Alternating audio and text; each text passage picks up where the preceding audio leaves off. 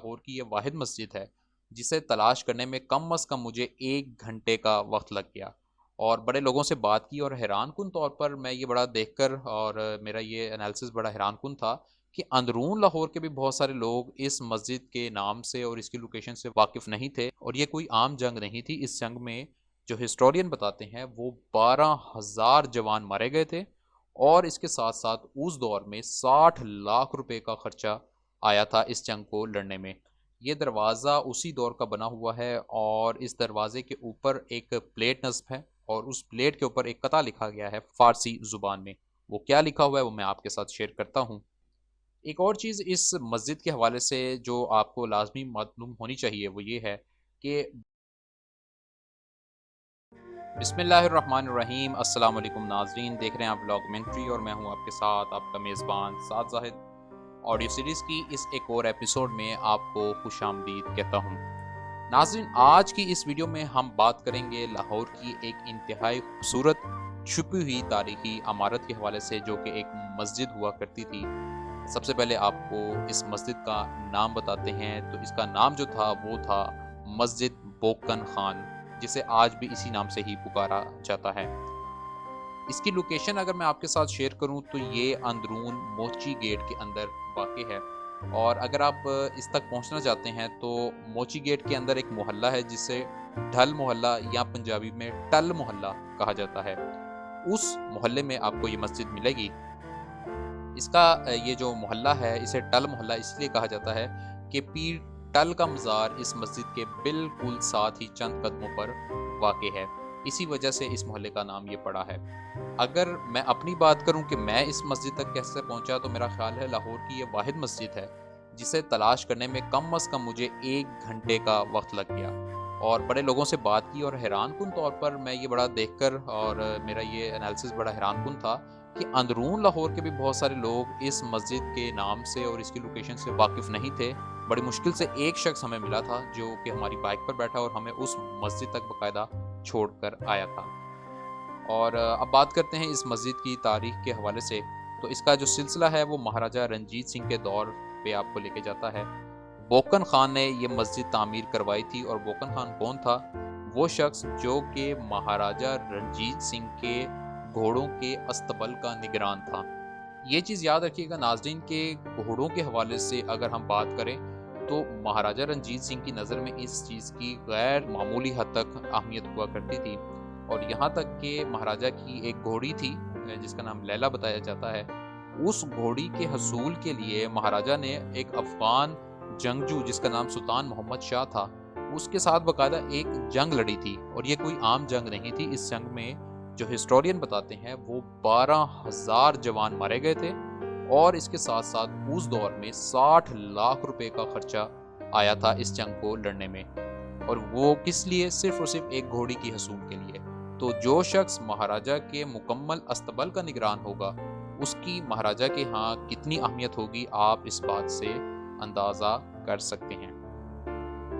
بات کرتے ہیں اس مسجد کی تاریخ کے حوالے سے کہ یہ کب بنی تھی، تو یہ عالیشان مسجد 1841 میں بوکن خان نے، جیسا کہ آپ کو بتایا گیا، تعمیر کی تھی۔ اور نہ صرف یہ کہ یہ مسجد یہاں پر تعمیر کی گئی تھی، بلکہ یہ بھی بتایا جاتا ہے کہ یہاں پر آلریڈی ایک پرانی مسجد ہوا کرتی تھی جسے گرا کر اس کی جگہ پر بوکن خان نے اپنی مرضی سے اپنے ذوق کے مطابق یہ مسجد تعمیر کروائی تھی۔ اگر ہم بات کریں اس کا مختصر جو داخلی دروازہ ہے جو آپ کو اپنی اسکرین پر نظر آ رہا ہے، یہ دروازہ اسی دور کا بنا ہوا ہے، اور اس دروازے کے اوپر ایک پلیٹ نصب ہے، اور اس پلیٹ کے اوپر ایک قطعہ لکھا گیا ہے فارسی زبان میں۔ وہ کیا لکھا ہوا ہے وہ میں آپ کے ساتھ شیئر کرتا ہوں۔ چون از بکن خان ولا منزلت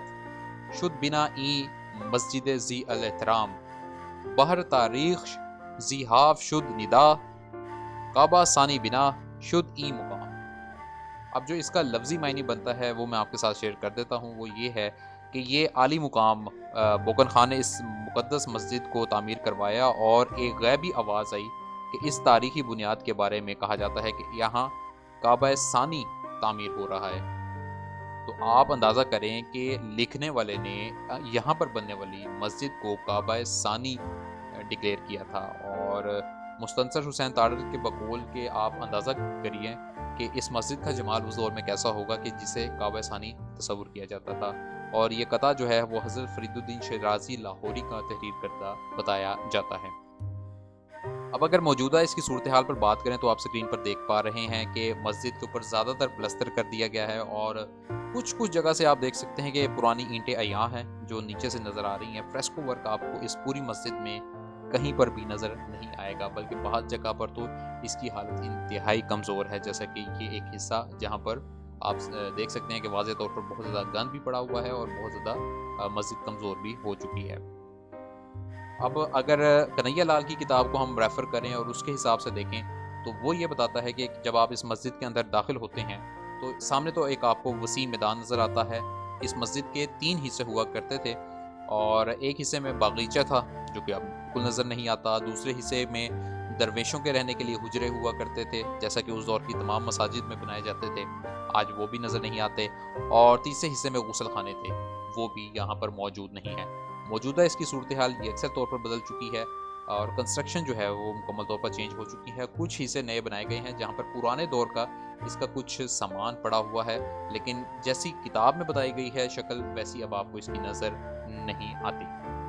ایک اور چیز اس مسجد کے حوالے سے جو آپ کو لازمی معلوم ہونی چاہیے وہ یہ ہے کہ بادشاہی مسجد جب سکھوں سے واگزار کروانی تھی اور وہ ان کے قبضے میں تھی تو اس حوالے سے بھی یہ مسجد کا جو کردار ہے بڑا اہم ہوا کرتا تھا، بڑا مرکزی ہوا کرتا تھا۔ اور پھر اس کے بعد جب انگریزوں کا دور آیا تو انگریزوں نے، آپ کو پتا ہے کہ لاہور کے اندر بہت سے مسیحی مشنریز آئے تھے اور انہوں نے جو مسیحی مذہب ہے اس کا پرچار کرنا شروع کیا تھا، تو اس دور میں تمام جو مسلمان ہیں وہ بھی اسی مسجد میں کہا جاتا ہے کہ اکٹھے ہوا کرتے تھے، اور یہاں پر اجلاس باقاعدہ ہوا کرتے تھے۔ اسی مسجد کو ایک سکول میں بھی کچھ عرصے کے لیے کنورٹ کیا گیا جہاں پر باقاعدہ طور پر یہ بھی بتایا جاتا ہے کہ انگریزی زبان میں تعلیم دی جاتی تھی۔ ایک بڑا اہم ادارہ اس کا قیام بھی اس مسجد میں عمل میں آیا، وہ یہ ہے کہ 24 سپٹمبر 1884 کو اہلیان لاہور نے اسی مسجد کے اندر اکٹھے ہو کر اس کے صحن میں ایک جماعت کی بنیاد رکھی تھی جسے آج ہم انجمن حمایت اسلام کے نام سے یاد کرتے ہیں، اور یہ ادارہ آج تک موجود ہے اور کامیابی سے رننگ ہو رہا ہے، لاہور کے اندر بھی اور لاہور سے باہر بھی۔ اس کا پہلا چندہ اس مسجد کے اندر جمع کیا گیا تھا، اور جس خلیفہ نے اس کی بنیاد رکھی تھی اس کا نام قاضی حمید الدین تھا، وہ بھی تمام تقریب جو ہے وہ اسی مسجد کے اندر ہوئی تھی۔ اس تنظیم کے جو پہلے صدر تھے وہ عبد القادر تھے جو ایک سیاسی کارکن بھی تھے اور اس کے ساتھ ساتھ ایک عالم بھی ہوا کرتے تھے۔ تو یہ تھی ناظرین ہسٹری اس مسجد کے حوالے سے، اور اگر آپ نے اس مسجد کو وزٹ کرنا ہے تو میں آپ کو بتا دوں کہ ویسے تو نیچے اس کی ڈسکرپشن میں نے جو لوکیشن ہے وہ پن کی ہوئی ہے، لیکن آسانی کے لیے آپ نے سب سے پہلے موچی گیٹ میں انٹر ہونا ہے، اور موچی گیٹ سے کسی سے پوچھیے گا کہ ٹل محلہ کہاں پہ ہے، وہاں پر آپ چلے جائیے گا۔ وہاں پر پیر ٹل کا مزار آپ کو نظر آئے گا جو کہ ایک بلڈنگ کے اندر ہے، اور بالکل اس کے ساتھ ہی چند قدموں کے فاصلے پر آپ کو یہ مسجد بھی مل جائے گی۔ تو ناظرین آج کی ویڈیو کا اختتام یہیں پہ کرتے ہیں۔ آج کی ویڈیو آپ کو کیسی لگی ہمیشہ کی طرح اپنی قیمتی رائے کا اظہار کرنا مت بھولیے گا۔ اپنے میزبان ساز زاہد کو اجازت دیجیے، انشاءاللہ اگلی ویڈیو میں آپ سے پھر ملاقات ہوگی۔ اپنا بہت سارا خیال رکھیے گا۔ اللہ حافظ۔